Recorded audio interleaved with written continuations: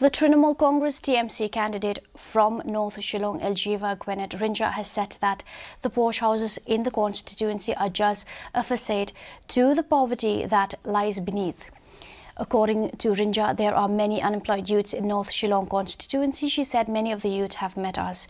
They are being deprived of jobs and they become daily wages after dropping out of school. She encourages the youth who have left their studies midway to go for open schooling like the National Institute of Open Schooling (NIOS) if they cannot afford to study in private institutes. She also said that without an education, getting employed would be difficult.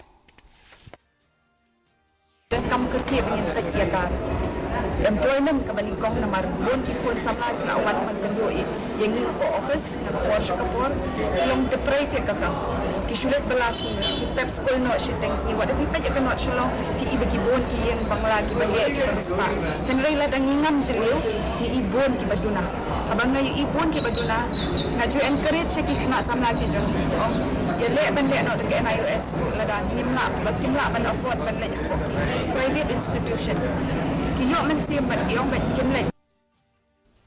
Maharashtami is being